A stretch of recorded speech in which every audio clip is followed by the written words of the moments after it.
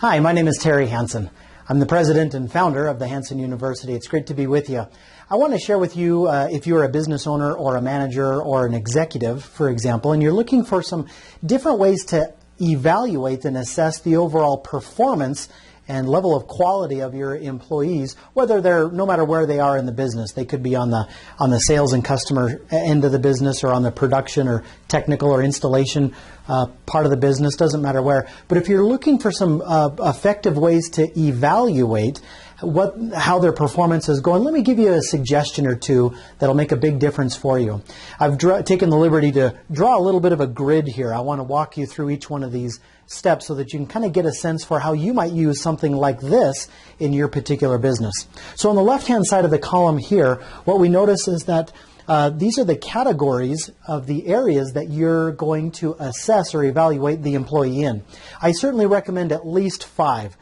You can break these down however you want to, but we typically recommend focusing on behaviors, attitudes, skills, knowledge, and then some other kind of administrative areas. Now you get to define what behaviors you consider to be important to evaluate your employee on. These are physical activities, routines, habits, patterns of behavior that they do kind of day in and day out that you consider to be vital for the success of the business and to the achievement of their overall goals. So you might come up with 2 or 3 or 4 or 5 different kinds of behaviors, activities, habits, routines that if they do these things, really that makes a huge difference to the overall success of their job.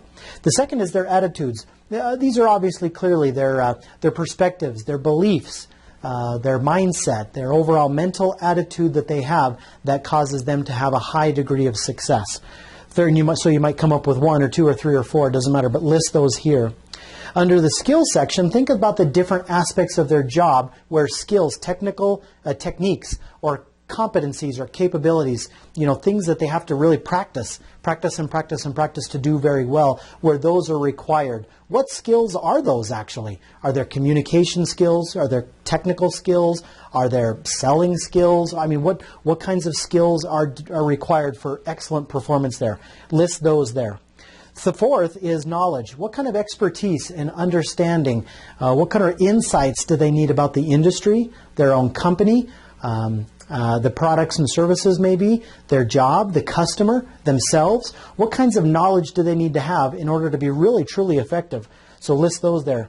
And under administrative, there could be things related to software or how they keep themselves organized, or meetings or trainings, reports that they file, just kind of administrative things, but list those down there. So use this BASK, B-A-S-K, framework plus administrative as kind of a guide to get you thinking a little comprehensively as to all of the areas that they need to be evaluated in. If we move over into the center column here, this is where you define for yourself what in your mind, what you feel like, what does excellence look like when it comes to performance. If you had a perfect employee that did everything, 100% perfect all of the time, what would that actually look like in each of these areas? What would excellent, outstanding, ideal, ultimately the ultimate desired performance, what would that look like? As an example, it might be they would do something 5 times a day.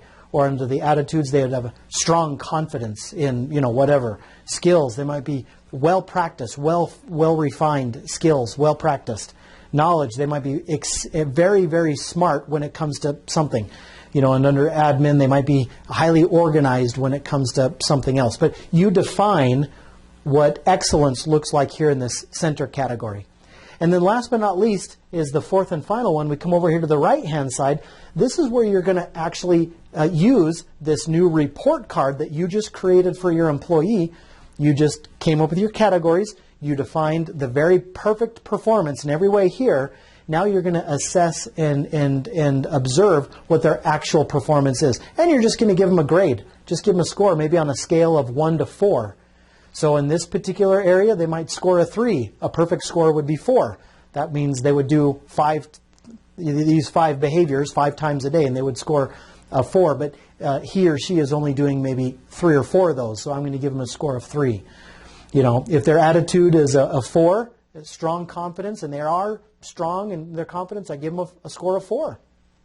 and so forth and so on. We score each one all the way down. When I'm done with this, I can sit back and take a look as a manager and say, where are the biggest gaps between the ideal and the actual?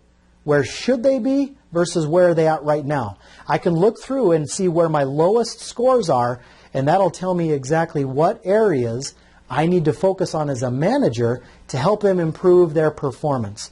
So in this particular example, scored a 1. They don't ever take time to practice their skills, their communication or technical or selling or customer service skills. We never role play. We never observe other people and give them feedback on what they're doing good, and have other people give him feedback on what he's doing good. We never take the time to do that, so his skills are unpracticed and they're not very sharp. So that's going to be an area as a manager I'm going to key into. And so I might also look into the knowledge, since that was another one that scored very low. What can I do to increase the training on the products and services that we offer, on the job function? What can I do to provide some more education and training to really beef up that knowledge so that he can be an expert or she can be really smart and savvy when it comes to this whatever area? But evaluating your employees in this kind of a grid fashion, it's pretty easy to put one together in Microsoft Word or Microsoft Excel or any of those kinds of tools. Not too tricky, but use this sort of a grid pattern using behaviors, attitudes, skills, knowledge, and admin. You can certainly add others if you see fit.